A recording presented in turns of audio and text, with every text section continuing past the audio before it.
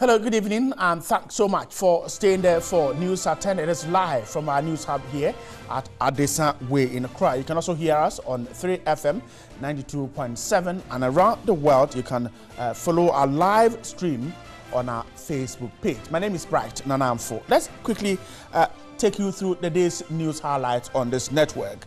President Nana Addo Dankwa Akufo-Addo has reiterated every allegation of corruption against his appointees will be investigated.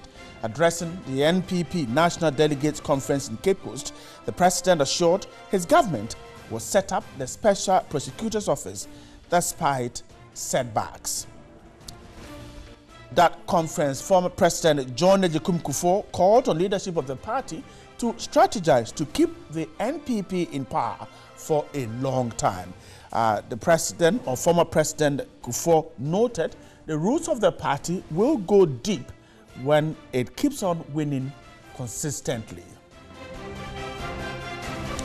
We'll also stay there at the party because suspended General Secretary of the party, Kwabena Agyapong, says he misses his job. Speaking to Media General at the Delegates Conference in Cape Coast, he noted that although he remains suspended from the party, he has a special place in his heart for the NPP. And away from that, the Minister of Water Resources and Sanitation, Joseph Kofi Adda, says a draft policy has been completed to establish a national sanitation authority to promote proper regulation and implementation of quality sanitation services. He gave a hint of a sanitation fund which will make financial resources available for its activities.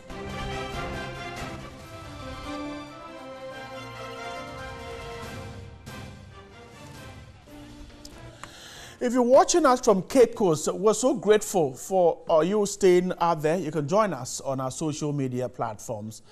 Let's start with a big one.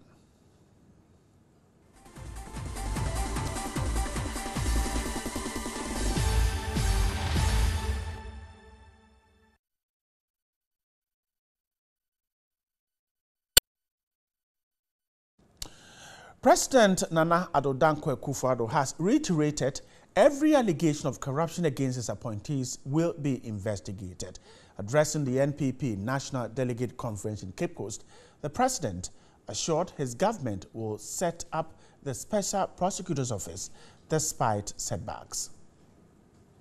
President Akufo-Addo denied accusations he has turned a blind eye to allegations of corruption against some of his appointees.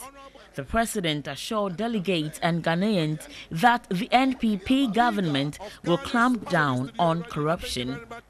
Every allegation of corruption that is made against any of my officials, I have given instructions to the law enforcement agencies that they should investigate each and every one of them. And those who make that allegation better be prepared to support it when they're making these allegations of corruption. Because nobody's going to get away with it. I am not going to preside over a government that will support corruption in our country. President Akufo-Addo also noted the setting up of the Special Prosecution Office will come on. There will be a lot of parliamentary moves to try and delay its coming into being by those who are interested in delaying it. But it will come. It will come. And it will be manned by those who are capable of doing justice to the office and who are committed to the fight against corruption in our country. He warned he will not allow any party member to capsize the boat of which he is captain of. Anybody who wants to rock that boat and capsize it, I am not going to allow anybody to capsize our boat. Too much effort and sweat and sacrifice has gone into bringing us where we are here today, to allow anybody to capsize it. President Akufo-Addo also entreated party members, especially those in office, to comport themselves to ensure the party wins the support of more Ghanaians. The NPP's National Delegates Conference was on the theme, NPP delivering on our promises, our roots, our strength, our future. Thank you very, very much. Now let's stay at the conference. Former President John Agyekum Kufuor has called on leadership of the party to strategize to keep the NPP in power for a long time. He made the remarks at Cape Coast at the party's conference. Former President John Agyekum Kufuor said the NPP has the DNA to discharge a duty to the nation.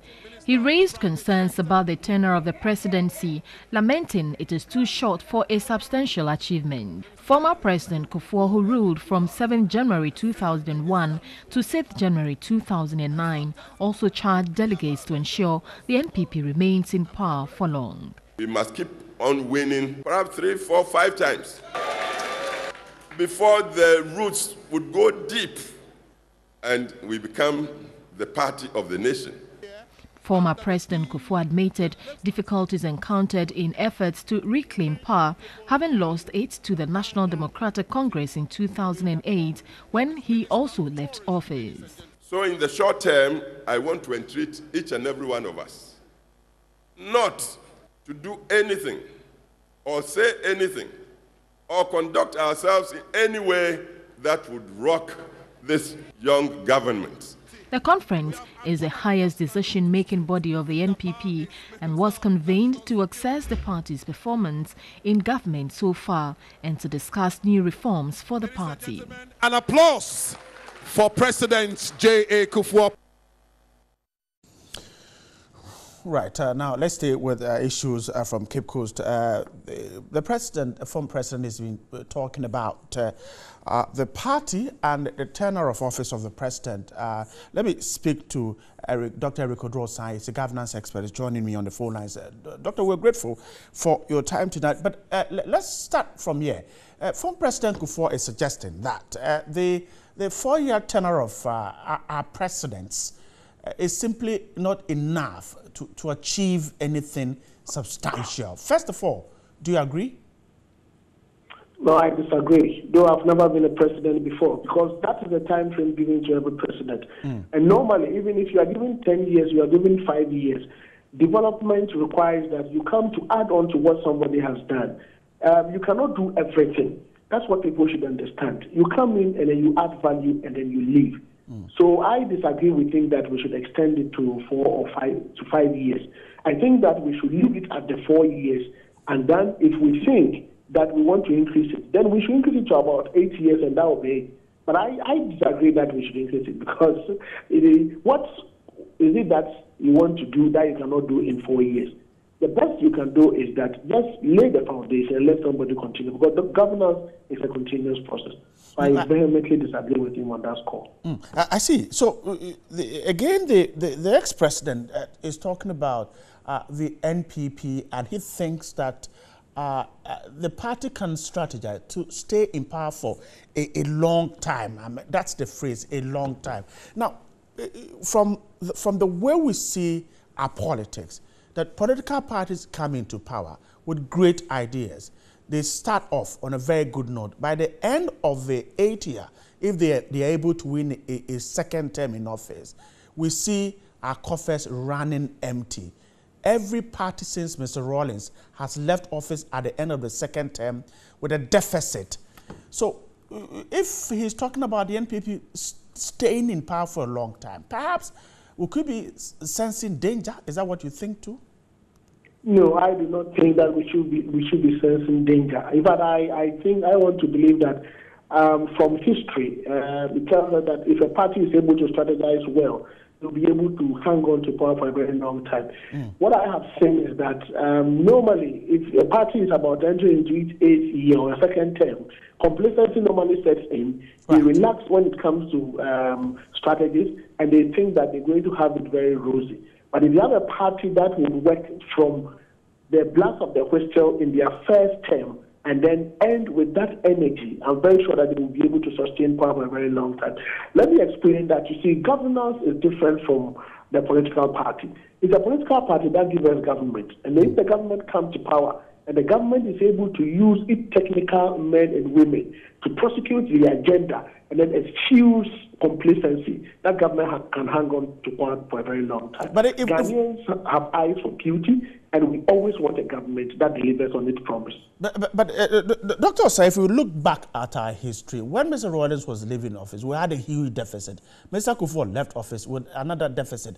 President Mahama left office with another deficit. So we can conclude that at the end of the second term of every political party that forms government in Ghana, we had issues.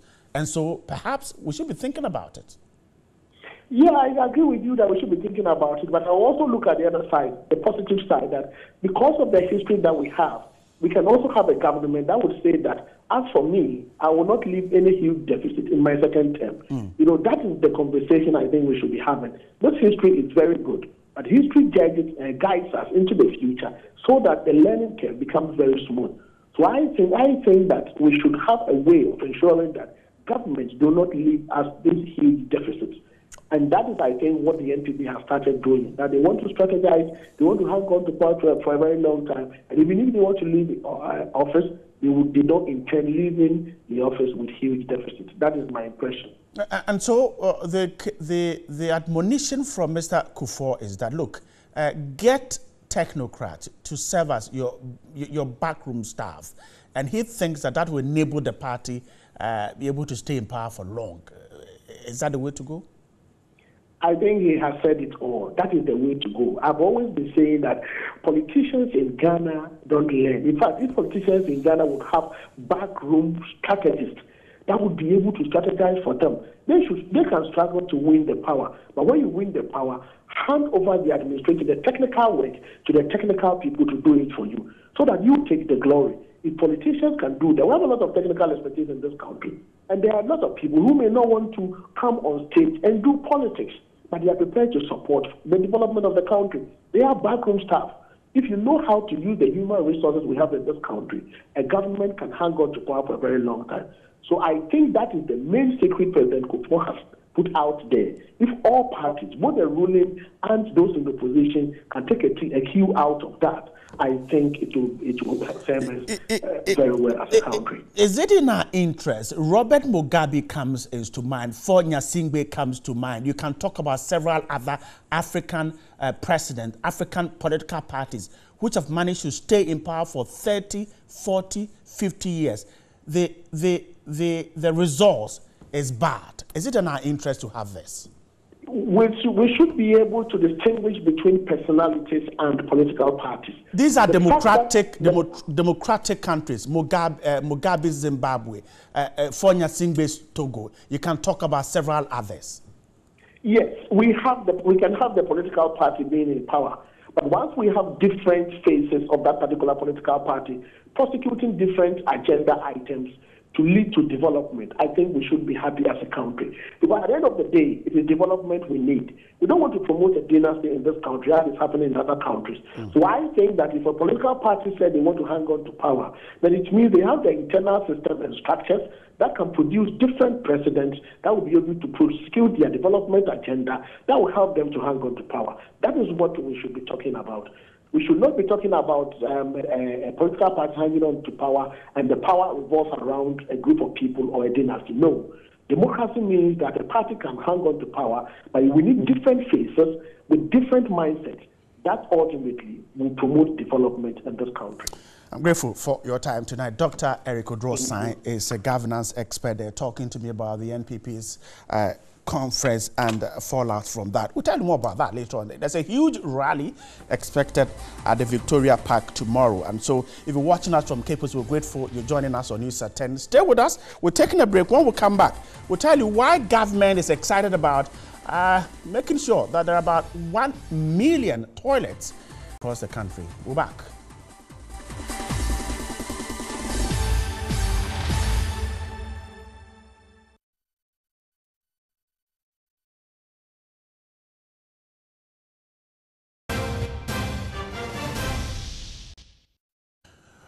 Thanks once again for staying there. The Water Resources and Sanitation Minister has disclosed government has secured funds to roll out the construction of toilets for households, institutions and markets. According to him, this is aimed at improving Ghana's record on open defecation. The ministry has also secured funds and is evaluating proposals to roll out the construction of household, institutional, and market toilets to improve Ghana's rating internationally on improved sanitation, especially to reduce open defecation. Such funds would also be used to develop new sewage systems as well as reopen old ones, in addition to drilling more boreholes. The African Development Bank, the Chinese Exim Bank, as well as the World Bank are among some of the many sources of funding that are available for the sector's operations. The Greater Accra Metropolitan Area project known as GAMA, as well as GASLIP, which is the Greater Accra Sustainable Sanitation and Livelihoods Improvement Project, and the Sustainable Rural Water and Sanitation Project are among a few of the projects being pursued by the ministry for which we've secured funding. Meanwhile, the Greater Accra Metropolitan Area Water and Sanitation Project has so far constructed 1,200 household toilets out of 19,000. The project is a $150 million World Bank funded project which took off in August 2014 and is expected to end in 2018. This project is expected to ensure that households have toilets, affordable toilets. Let's get to the phone lines. Engineer George Siedu is with the GAMA project. He's just joined me on the phone lines. Now, good evening, sir, for your time tonight. Hello. Hello, good evening, sir. Good evening. So, government is talking about making sure we have 1 million toilets for institutions and households. Perhaps is it different from what your institution is pursuing? Good evening to your cherished listeners. And to answer your question, you know, the government of Nana Akufo-Addo is actually pursuing an agenda of dealing with sanitation in the country, which has been a menace confronting us for a long time. And one of the challenges is that a lot more people in this country do not have access to toilets. And so beyond the boundaries of Accra, there are many people within the entire country who do not have access to improved sanitation. And if I wouldn't bore you, the statistics fact that only 20% of Ghanaians have access to improved toilets. About 60% thereabout use shared facilities, meaning they have access to public toilet facilities. And so 20% that are doing open defecation, we need to address open defecation, and even those having the shared toilet facilities will have to have their own toilet in their homes. So the government agenda of getting 1 million toilets across the country is an attempt of increasing access to toilets and improved sanitation. And under my outfit, which is the GAMA Sanitation and Water Project, we are dealing within Greater Accra. And we are looking at just about 20,000 toilets to 20,000 households. So that is an effort to set the pace for more people to be able to be aware and to be able to access toilet facilities. And the government agenda is an expansion of what we are doing within Greater Accra. Even within Greater Accra, we will need more than 20,000. But we actually use it as a pilot to create the needed awareness and to prepare the platform for people to know the need to have toilets. So the government agenda is a bigger agenda, which we are trying to use our project to set the pace, and then it will be replicated beyond the boundaries of Greater Accra metropolitan area. I see. So you can confidently say that perhaps it is not because your project isn't achieving the results, that's why government is stepping in. No, not really. That is not the issue. You know, the government of the Nana Akufo-Addo is actually confronting sanitation challenge in the entire country. My project is got to do with Greater Accra metropolitan area, and that is actually dealing with about 20,000. So what it's seeking to do is to enforce the need for the GAMA project, and that the GAMA project experience should be replicated nationwide. So what it's doing is to enforce the objective of the project and saying that I want to take it beyond the boundaries of Greater Accra Metropolitan Area.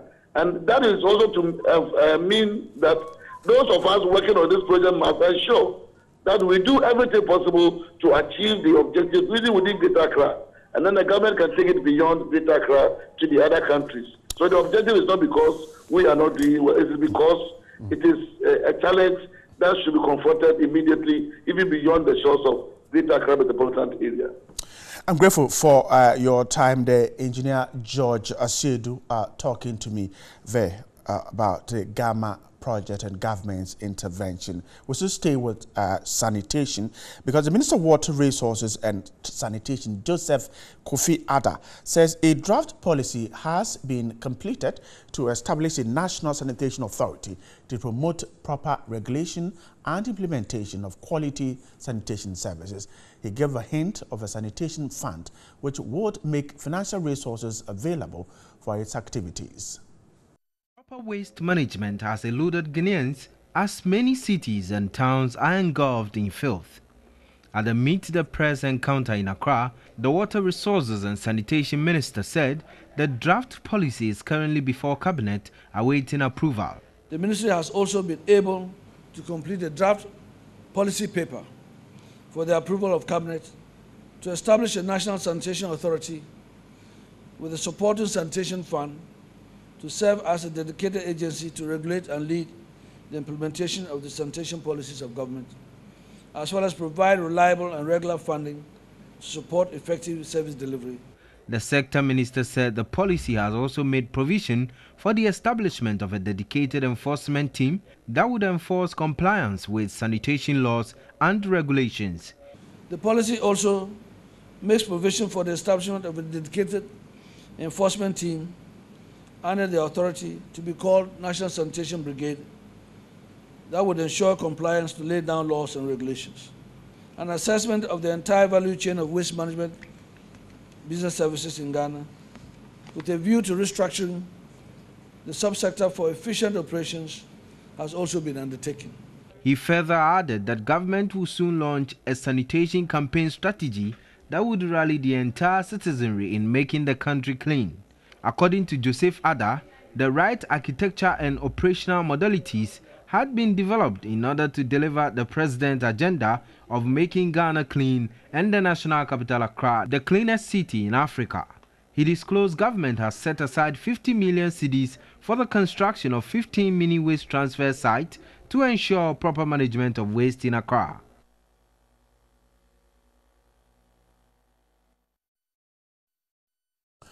And finally, one of the largest and most patronized fish markets in Ghana is sited at Kejiji in the Sine East district of the Bono-Ahafo region. However, the market as it is now is in shambles, and the Sine East District Assembly is not generating enough revenue due to finance its development initiatives. Larry Parkwesi Moses has the rest of the story. The Sine East District was carved out of the Sine District in 2012 to facilitate the pace of development which was badly needed in the area. The entire district is cast in rural setting and lacked the requisite social amenities to make life easy for indigents. There are no viable business ventures to enable the district assembly generate revenue to augment its common fund, as the people are mostly farmers, fishermen and petty traders. They market their produce at market centers that are dotted all over the district. Prominent amongst them is the Kejaji market. It is on record that not less than 200 vehicles usually arrive on the eve of market day with passengers and goods. Every Thursday is a market day, and it is amazing to see all kinds of local foodstuff like maize, yams, gari and beans openly displayed on the ground for sale. No shelter by way of market stores, sheds or stalls are provided for the traders, and this compels them to display their produce anywhere they find.